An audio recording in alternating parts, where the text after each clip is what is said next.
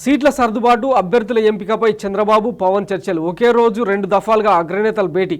ఈ నెల 8న మరోసారి సమావేశం. తెదేపా జనసేన పార్టీలు పొత్తుల్లో భాగంగా సీట్ల ఖరారు అభ్యర్థుల ఎంపికపై వేగం పెంచాయి. తెదేపా అధినేత చంద్రబాబు జనసేన అధ్యక్షుడు పవన్ కళ్యాణ్ ఆదివారం 2 దఫాలుగా సమావేశమయ్యారు.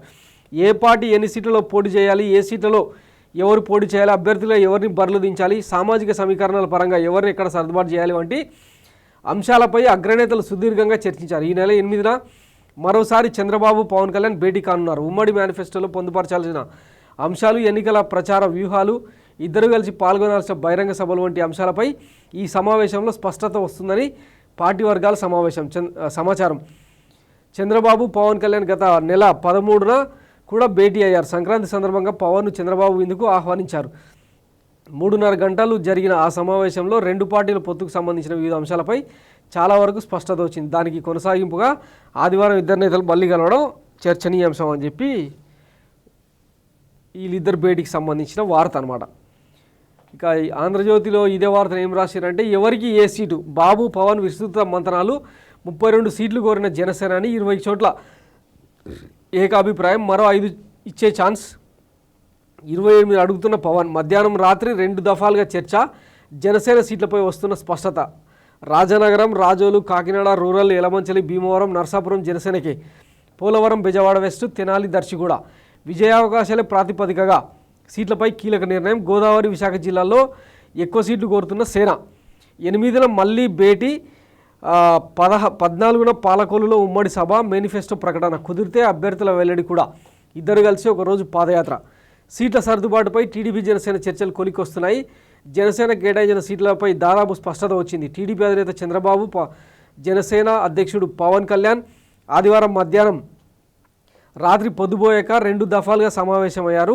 ఉభయ పార్టీల నేతలు ఎవరు లేకుండా ఏకాంతంగా సుదీర్ఘంగా మంతనాలు జరిపారు. పొత్తు సీట్లను త్వరగా తేల్చడమే ఈ భేటీల ఉద్దేశం.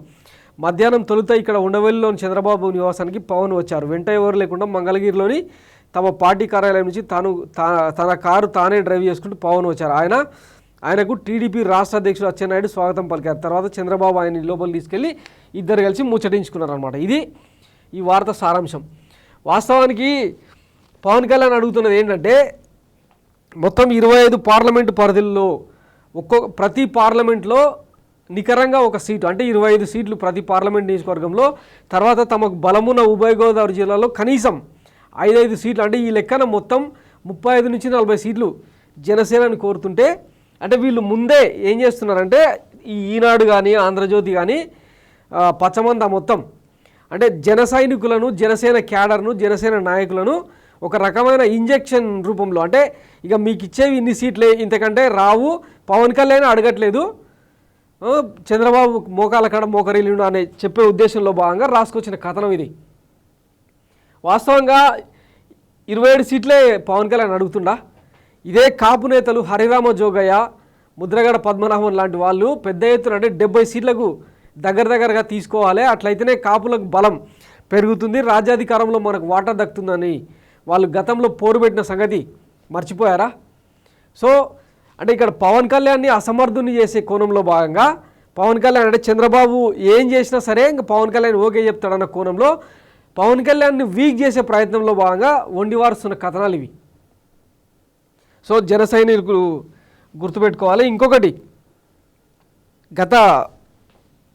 ఇప్పటికీ ఇంచుమించు అంటే చంద్రబాబు నాయుడు జైలుకి వెళ్ళిన తర్వాత రాజమండ్రి జైల్లో 52 రోజుల పాటు ఆయన జైలు శిక్ష అనుభవించిన తరుణంలో ఇంచుమించు ఇప్పటిదాకా 7 సార్లు వీళ్ళిద్దరూ కలిశారు. కలిసిన ప్రతిసారి సీట్ల గురించి, పొత్తుల గురించి చర్చ జరుగుతూనే ఉంది.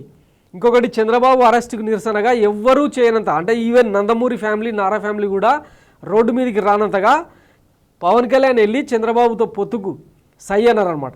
ఆఖరికి రోడ్డు మీద పడుకొని మరీ నిరసన వ్యక్తం చేసిండు జగన్ ప్రభుత్వం మీద, ఈ వ్యవస్థల మీద. అట్లాంటి వ్యక్తి ఈరోజు 27 సీట్లకు పరిమితం చేసే కోణంలో చర్చలు జరుగుతున్నాయంటే ఇక జనసేన ఎటుపోతుంది, రాబోయే రోజుల్లో ఆ పార్టీ పరిస్థితి ఏందన్నది తేల్చుకోవాలి. ఇంకొకటి, ఇదే చర్చలో పవన్ కళ్యాణ్ బీజేపీని కూడా కలుపుకొని పోదాం, వాళ్ళు 3 ఎంపీ సీట్లు 7 అసెంబ్లీ సీట్లు అడుగుతున్నారంటే, లేదు వాళ్ళకు ఒక ఎంపీ సీటు 3 అసెంబ్లీ సీట్లు ఇద్దాం అట్లా కలుపుకొని పోదామని చంద్రబాబు ఏదో కూల్ చేసే ప్రయత్నం చేసిండని ఇంకొక వార్త, అంటే బయట సర్క్యులేట్ అవుతున్న వార్త అనమాట. ఇవేవి ఇక్కడ రాయరు. మొత్తం మీద 3 పార్టీల మధ్య పొత్తులు, సీట్ల మధ్య చర్చ ఇప్పుడప్పుడే కొలిక్కి వచ్చే అవకాశం లేదు. వచ్చినా కూడా చాలా వరకు ఈ ఇచ్చిన 27 సీట్లలో కూడా 27, 30 ఎన్నైతే అన్ని జనసేన కేటాయించే దాంట్లో 15కు మించి పవన్ కళ్యాణ్కు అంటే అవుట్ రైట్గా జనసేన నేతలకే సీట్లు దక్కే అవకాశం లేదన్నది ఒక చర్చ.